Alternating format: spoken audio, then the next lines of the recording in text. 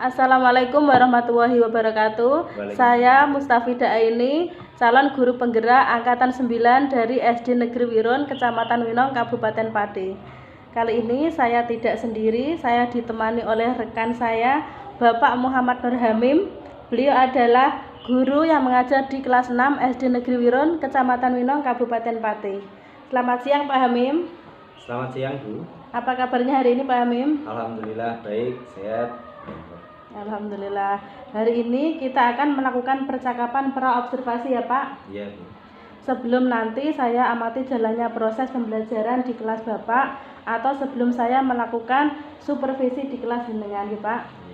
Tujuan diadakan supervisi kali ini yaitu untuk mengetahui juga untuk mengevaluasi jalannya proses pembelajaran yang Bapak lakukan di kelas.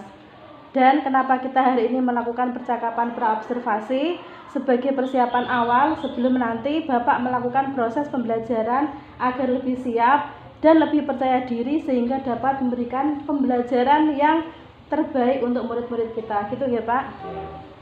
Ada beberapa pertanyaan yang ingin saya sampaikan pada jenengan. Yang pertama, apa tujuan pembelajaran yang akan Bapak capai? Pada pembelajaran nanti saya mengambil dua muatan pelajaran yaitu PPKN dan Bahasa Indonesia. Untuk tujuan pembelajaran mata pelajaran atau muatan pelajaran PPKN yang pertama, setelah mengamati gambar dan membaca teks tentang kepemimpinan, siswa mampu menyebutkan pengamalan persatuan dan kesatuan yang harus dimiliki oleh seorang pemimpin dengan penuh percaya diri. Tujuan yang kedua, setelah membaca teks tentang pengamalan persatuan dan kesatuan, siswa mampu mengaitkan nilai-nilai persatuan dan kesatuan dalam kegiatan sehari-harinya dengan penuh percaya diri.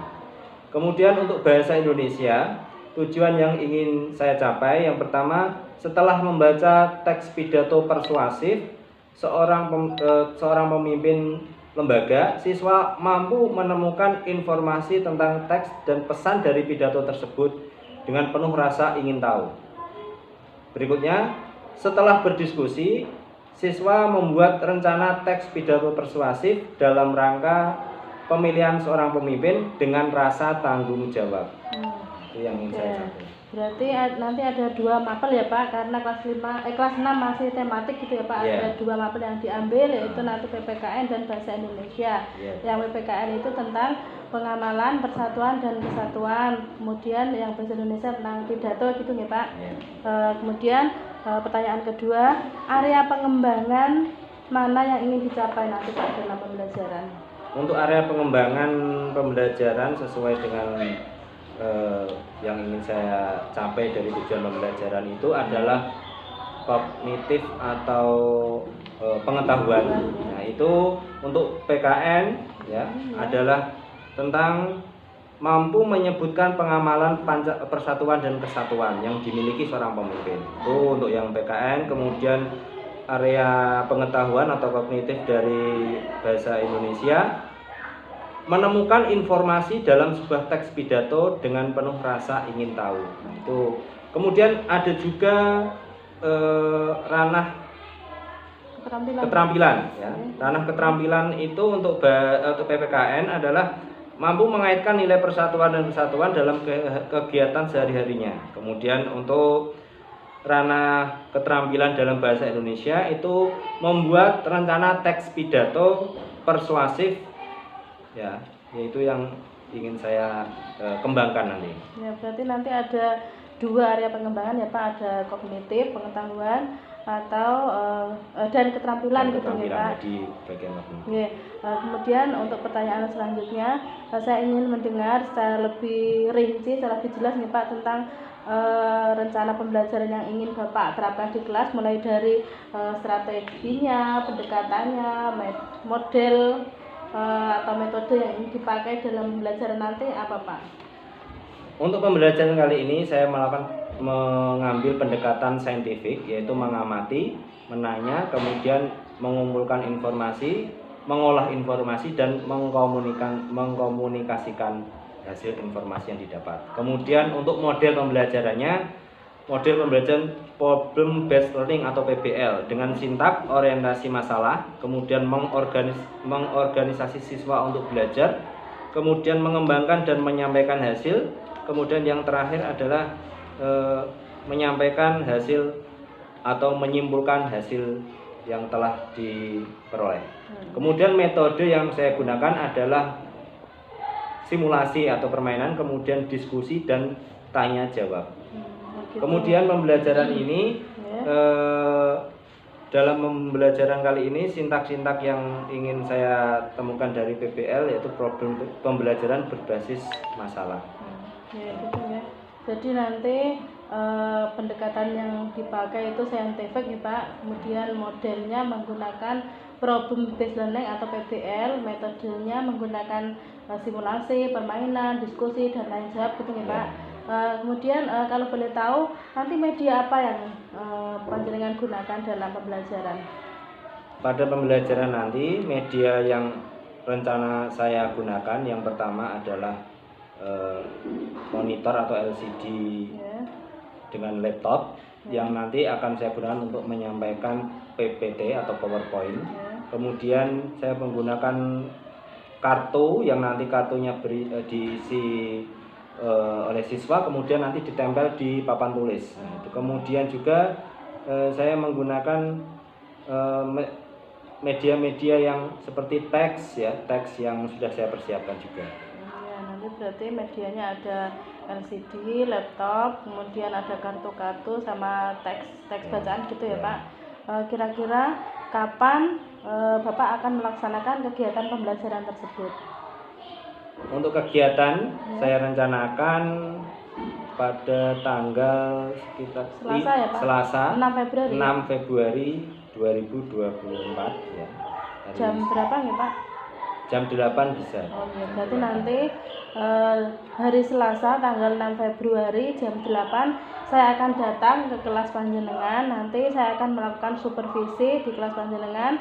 Saya akan melihat dan mencatat hal-hal apa saja yang terjadi dalam pembelajaran di kelas. Nanti setelah Bapak melakukan kegiatan pembelajaran, kita akan melakukan percakapan pasca observasi ya Pak, bersama dengan didampingi oleh pengajar praktik. Gitu ya Pak. Sebelum saya akhiri dari percakapan kita, apa yang Bapak dapatkan?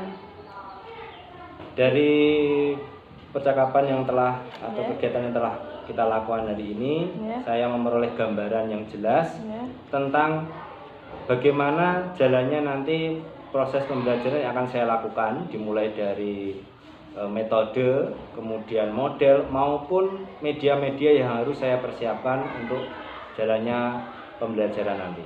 Ya, jadi dari percakapan ini dengan memperoleh gambaran yang jelas tentang apa yang akan dilakukan pembelajaran ke depan gitu ya Pak. Ya, terima kasih waktunya Pak Hamim sudah berkenan berbincang-bincang dengan saya dalam percakapan pra observasi. Demikian percakapan kita hari ini, sampai bertemu di kegiatan observasi kelas dan percakapan pasca observasi. Terima kasih. Wassalamualaikum warahmatullahi wabarakatuh. Terima kasih Pak Hamim. Assalamualaikum warahmatullahi wabarakatuh. Waalaikumsalam warahmatullahi wabarakatuh. Selamat pagi anak-anak. Pagi Pak. Bagaimana kabar kalian hari ini? Alhamdulillah luar biasa, tambah semangat. Yes. Untuk memulai kegiatan pembelajaran hari ini, kita mulai dengan berdoa. Ayo, kita pimpin doanya. Bismillahirrahmanirrahim.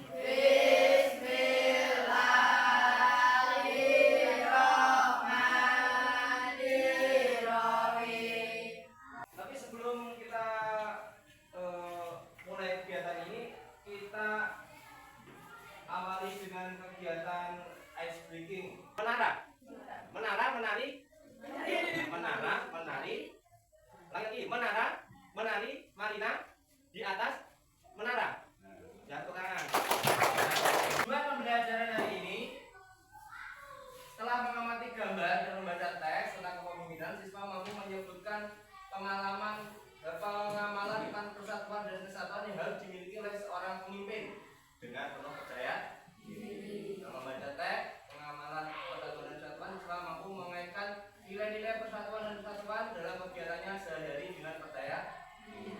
Setelah membaca teks pidato persuasif seorang pemimpin, siswa mampu menemukan informasi tentang teks dan pesan pidato tersebut dengan penuh rasa ingin tahu.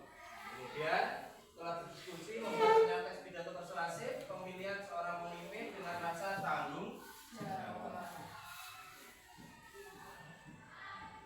Sekarang sebelum lanjutnya pertanyaannya, bagaimana keadaan anak yang saat kehilangan induknya? Siapa yang tahu? Sedih? Selain sedih apa? Ya keras? Gelisah. Apa lagi? Takut? Takut gak? Bingung?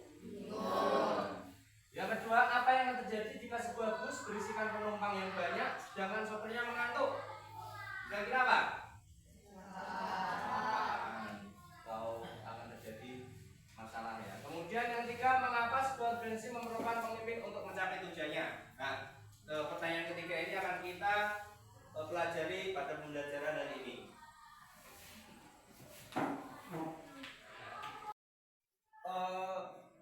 Stimulus atau kegiatan yang sesuai dengan kalian.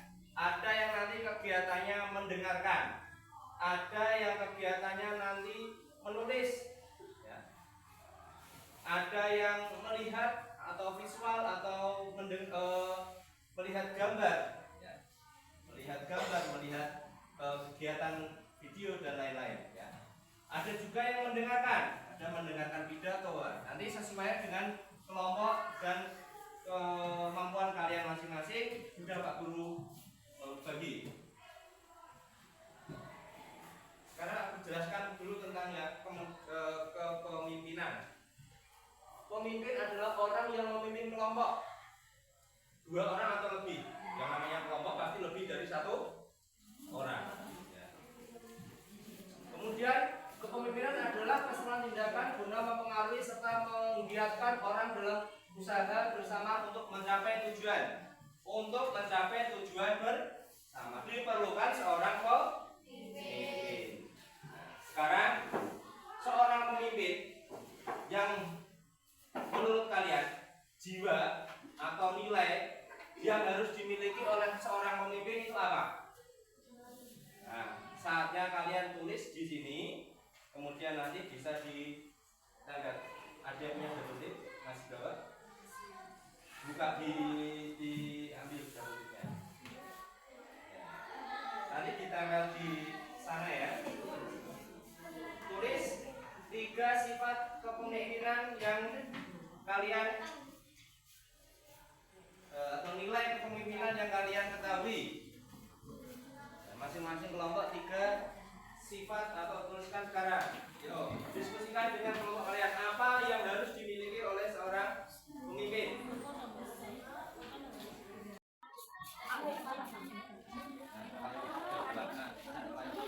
Kelompok 2, silakan.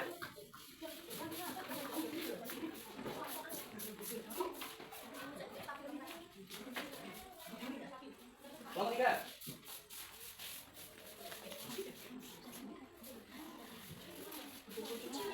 Dari kelompok 2, jujur, percaya diri, keberanian. Tiga-tiganya masuk enggak? Masuk. Seorang pemimpin harus jujur, harus percaya diri, harus berani. Yang kelompok 3, yang pertama percaya diri. Nah, sama, ini percaya. Kemudian peduli. Yang ketiga bertanggung jawab. Nah, menggambar, ya. Menggambar kegiatan yang merupakan pengamalan persatuan dan kesatuan yang ada hubungannya dengan jiwa atau nilai kepemimpinan. Apa kegiatan sehari-hari kalian yang kalian tahu? Sehari-hari di rumah masyarakat yang menunjukkan jiwa kepemimpinan. Ya, dimulai ya. Kemudian kelompok 3, ya. Nanti kegiatannya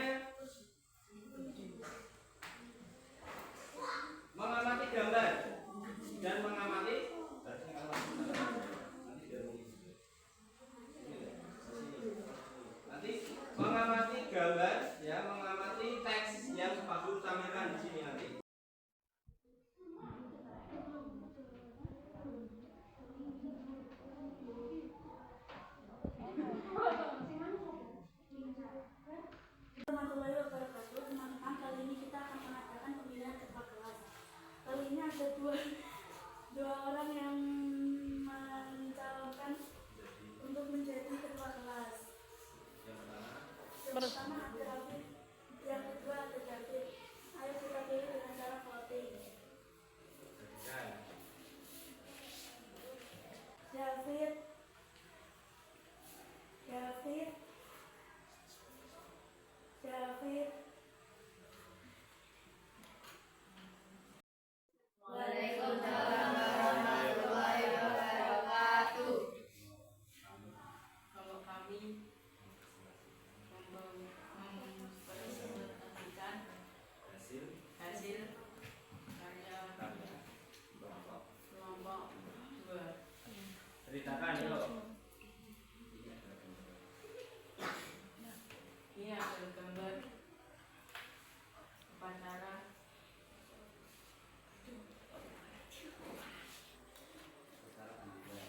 bendera yang menunjukkan Dari bacaan Al-Fatihah pemimpin pesannya adalah seorang pemimpin harus selalu mengutamakan kepentingan rombongan, tidak boleh egois dan tidak memaksakan diri, saling tolong menolong dengan sesama yang baik yang berupa rombongan, sehingga mereka akan sampai tujuan. Waalaikumsalam warahmatullahi wabarakatuh. Saya hari ini mau berbicara tentang mendukung keseimbangan antara belajar dan aktivitas ekstrakurikuler. Selamat pagi, salam sejahtera bagi kita semua. Pertama-tama, marilah kita mengucapkan puji syukur kehadirat Allah Subhanahu wa Ta'ala karena limpahan rahmatnya kita dapat berkumpul dalam acara ini dalam keadaan sehat walafiat tanpa kekurangan satu apapun.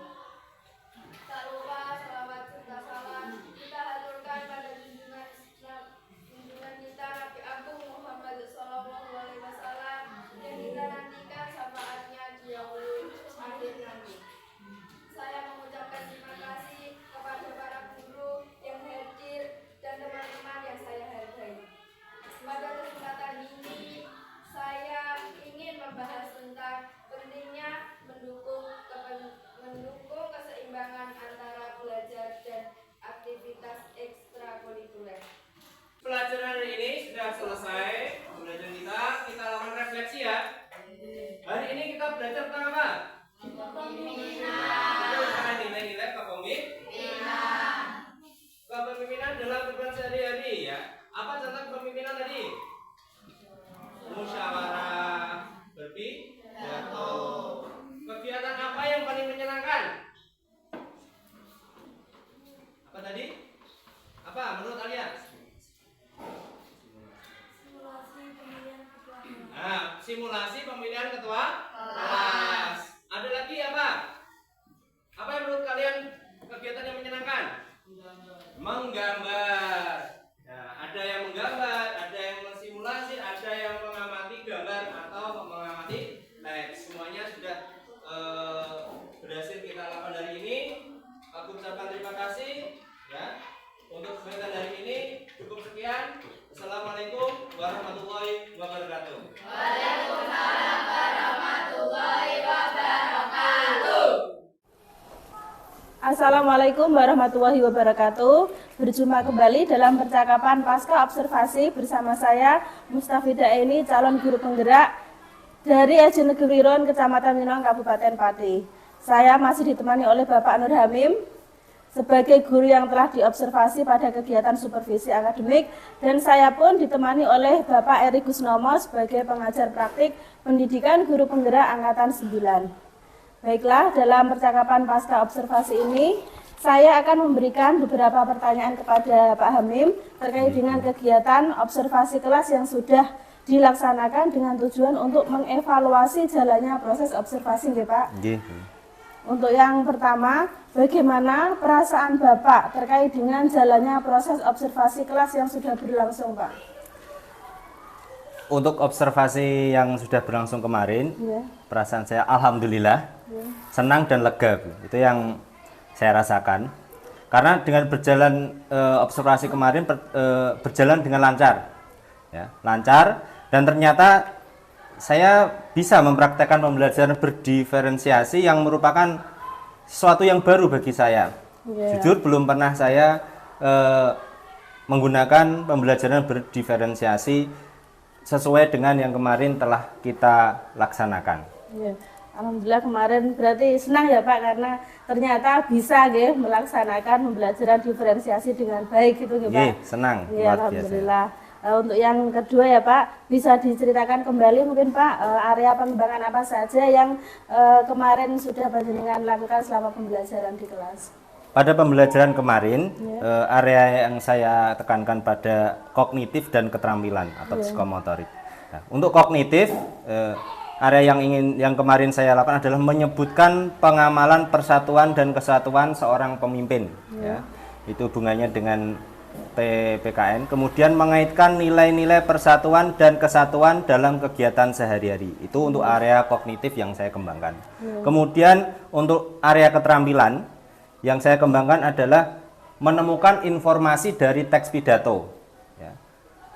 Anak-anak bisa menemukan informasi dari teks pidato. Ya. Kemudian anak-anak juga bisa membuat teks pidato. Ya. Teks itu untuk pidato itu sendiri, anak-anak bisa membuatnya. Ya, berarti kemarin area pengembangannya kognitif dan keterampilan gitu ya Pak. Menurut panjenengan, apakah area pengembangan yang sudah jenengan sebutkan tadi itu sudah berhasil atau belum Pak dilaksanakan? Menurut saya sudah berhasil pengembangan yang telah saya lakukan kemarin, meskipun masih ada kekurangannya Bu. Ya, menurut saya sendiri masih ada kekurangannya, tapi sejauh ini menurut saya sudah berhasil. Tetap saja ada kekurangannya. Sudah berhasil tapi masih ada kekurangan ya Pak. Berarti menurut jenengan kekurangannya itu terletak di mana Pak? Kekurangan yang saya rasakan dalam pembelajaran kemarin itu saya masih bingung dengan tahapan dari pelaksanaan pembelajaran berdiferensiasi karena memang sesuatu yang baru bagi saya. Jadi saya masih bingung dengan tahap-tahapannya. Berarti itu ya Pak, masih bingung karena merupakan hal yang baru benar-benar baru diterapkan sebelumnya gitu ya Pak. Kalau menurut panjenengan kendala dari penerapan pembelajaran berdiferensiasi itu apa Pak? Kendala yang kemarin saya rasakan, ya tadi memang karena bingung tahap-tahapnya atau step by step dari pembelajaran berdiferensi, karena menurut saya sendiri masih awam, baru mempelajari itu dari panjenengan sebagai guru penggerak, ya otomatis waktunya hanya sebentar, ya. Jadi waktunya kurang begitu lama untuk bagi saya untuk memahami, ya. Jadi walaupun sudah ada pendampingan dan diskusi dari panjenengan, saya sudah punya gambarannya, tapi karena sesuatu yang baru saya tetap merasa sedikit bingung dengan tahapannya.